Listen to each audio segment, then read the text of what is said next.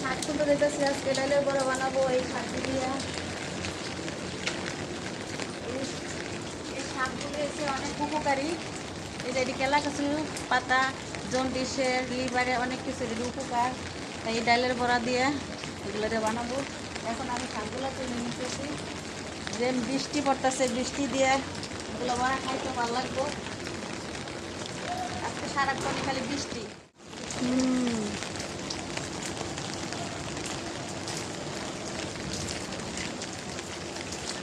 কতদিন যে বৃষ্টি লাগবে থাকবো আমরা এখানে।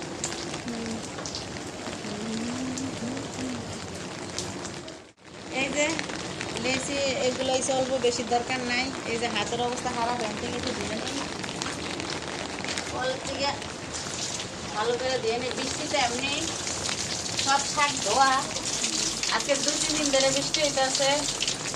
এখান থেকে সুন্দর করে ধুয়ে নিয়ে দিতেছি, কোনো ভালো নাই, একদম ফ্রেশ। আর গাছের মধ্যে একবার অনেক হয়েছে, গাছের মধ্যে অনেক। খাই অল্প লাগ যায় না, যাক তারপরে একটা আমরা নেই। এটা আমরাটা গাছের মধ্যে সুন্দর ধুয়ে রয়েছে, তারপরে একটু ধুয়ে নেই। সব ফল শেষ খাওয়া। আমরাটা সেই টক মিষ্টি দুটোটাই। ওই যাই গাছে পেঁপে ভাইট কেটেছে। এখন আমরা যাইতেছি গাছ চুলার পার এগুলা বড়া বানানোর জন্য। এই পাতাগুলো যে চিকন চিকন করে কাটে নিয়েছি, আবার যে ডাইল আছে ডাইলটা আমি ব্লেন্ডার করব, তারপরে একসাথে মাখিয়ে বড়াটা বানাবো। এটা আমার পছন্দ করে, আমার ঘরের মেয়ে ছেলে সবাই বড়াটা আমার কাছে ভালো লাগে। এই যে ডাইলগুলো আমি ব্লেন্ডার করব।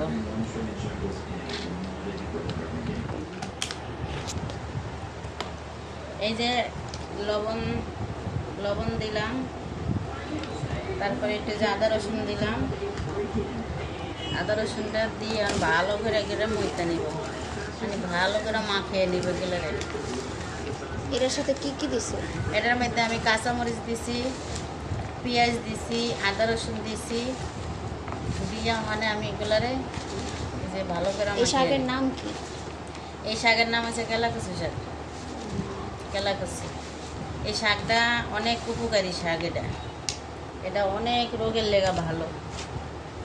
এই শাকটা খাওয়ালে যে আমি ডাইলটারে যে ব্লেন্ডার করে নিলাম। সামান্য আবার একটা হলুদ বাকি রয়েছে, হলুদটা দিব। এই যে একটু হলুদের গুঁড়া দিয়ে দিলাম। এখন আমি ভালো করে শাকগুলারে লিয়ে একবারে মাখিয়ে নিতেছি ভালো করে। দেখুন এই যে সব একবারে মাখিয়ে নিছি, দেখুন কত সুন্দর হয়েছে। আমি তো মসুরের ডাল দিয়ে করছি, আপনারা যে কোনো ডাল দিয়েও করা যাবে, সমস্যা নেই, খাওয়া যাবে। ডাইলের ব্লেন্ডার করে লইলে সব শাক দিয়ে, এই শাক দিয়ে যে কোনো কিছু দেয়, গুঁড়া মাছ দিয়ে রান্না করে খাওয়া যায় এই শাকগুলা দিয়ে। এই যে আমি তেল দিয়ে দিলাম, তেল একটু হালকা গরম এলে বড়াগুলা দিয়ে দিতেছি। বিসমিল্লাহ।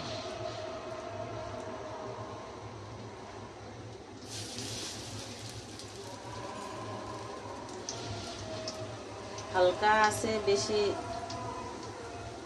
বেশি জাল বাড়িয়ে দেওয়া যাব না, মিডিয়াম আছে করতে হইব, নাইলে বড়া ডিপুইরা যাইব ভিতরে,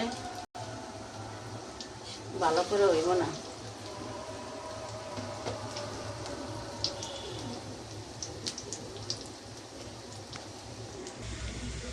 এই যে বড়াটা আমি উল্টে দিলাম। এই যে দেখুন আমার শাক দিয়ে বড়াগুলা আমি এই কটাই বানাইলাম। আর যেহেতু আমরা খাবো এই কারণে এগুলা বানাইতেছি। 6টার মতো বানাইছি, আরগুলা সন্ধ্যার পরে বানিয়ে দেবো। ছেলে মেয়ে আমার হাজব্যান্ড আসবে, তাদের জন্য বানিয়ে দেব। আর এই শাক দিয়ে গরম গরম বড়াই মজা লাগে, ঠান্ডা হয়ে গেলে ভালো লাগে না।